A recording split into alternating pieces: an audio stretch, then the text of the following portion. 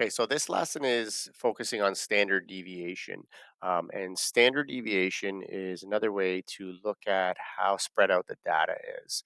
So that's a fancy word of dispersion or volatility. We did it a little bit with range. So range also showed us how spread out it is, but standard deviation looks at it from a different perspective. It's looking at how it's spread out the data is from the mean, so the middle of the data. And so in order to get standard deviation, we have to do something called variance. And then once we solve for variance, then we can solve for standard deviation.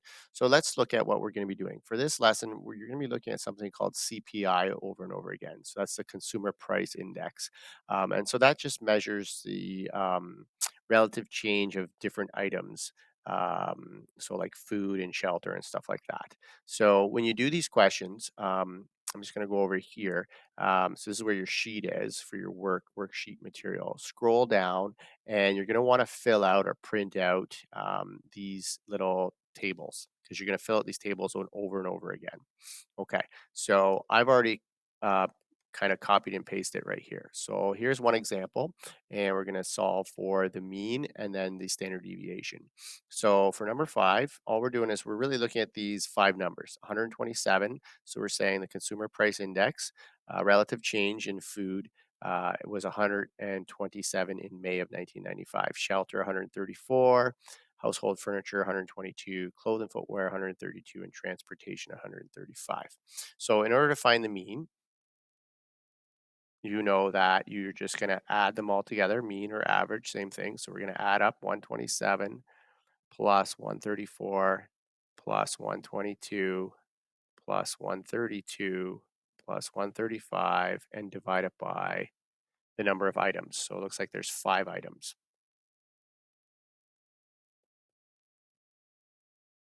Let me just erase that.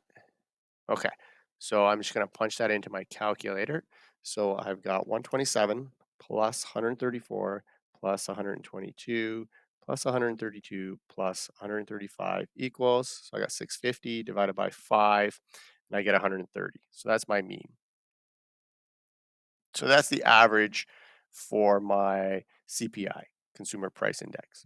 Okay, so the first column, you're just listing your data. And I'm going to go from least to greatest. You don't have to. So I've got 122. That's my lowest one. And then 127. And then I've got 132, 134, and 135. And so n is just a number of items. And we know there's five items there.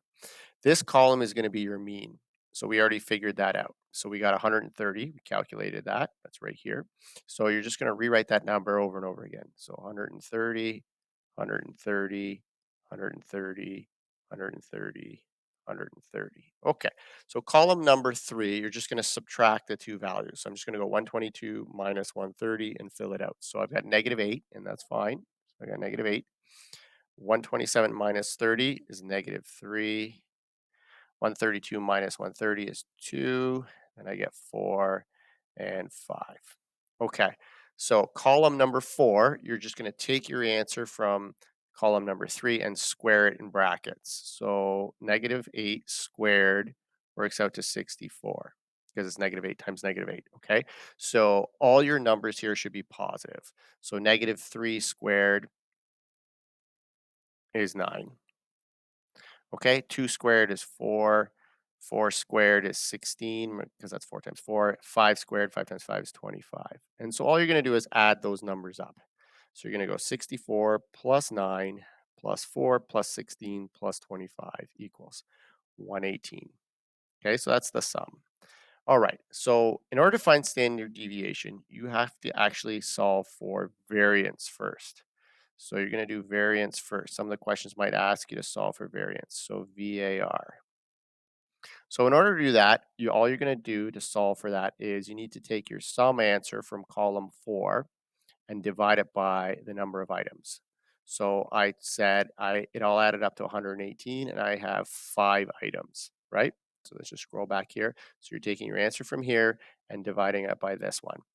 Okay? So 118 divided by 5 gets 23.6. So that's your variance answer, which doesn't really mean much. Um, what we really want is the standard deviation. So standard deviation, STD, we can do that standard deviation. All you're going to do is do the square root of your variance answer. So I'm going to do square root of 23.6. And so I get 4.86 when I round it. All right, so what does this mean? Remember we talked about dispersion of the data. So in statistics, if you take statistics in college or the 12 U data course, basically what you're looking at is if I have a chart like this, and it doesn't matter what the data is, what it is you do a bell curve, something called a bell curve, and it looks like a bell. That's what that is. And what we're dealing with is the middle of the bell is always your mean. So that's where that's located. And so we said the mean in this case was 130. And so what the standard deviation is, it tells me there's a rule of 68, 95, and 99.7. And so what we're saying is one standard deviation, two standard deviation, or three standard deviation. So what I mean by that is this. Standard deviation for this question is 4.86. So if I add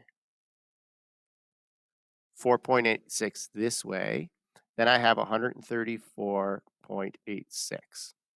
Or if I subtract, and I'll just do that real quick, 130 minus 4.86 is 125. So 125.14.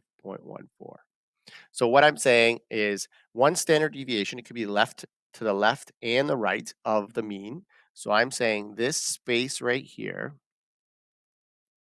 68% of the data falls in that range. So the actual data is 125.14 and 134.186. So those values between that range of values, 68% of the data is there. And then what happens is if we go two standard deviations, that's what the two is. So STD, STD, and STD. So two standard deviations. So I'd add another 4.86. So it would actually be a 134.86 plus another 4.86. So we'll say it's 139. So this value would be 139.86. And then I would do the same thing, 125 on the other side, 0.14 minus 4.86. So that's 120. 0.86. So now what I'm saying is if I now include all of this is two standard deviations. That's 95% of the data. And so really in statistics, when we're looking at something called norms, okay, whether you fall in the normal part of the data, okay, you basically want to fall within 1 to 2 standard deviations from the mean because that's where 95% of the people lie.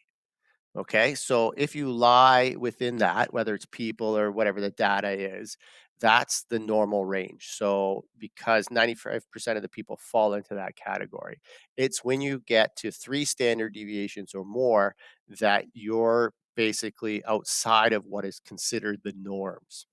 And so that's why we do that. So you'll see that a lot in statistics. So that's all you're doing for these questions.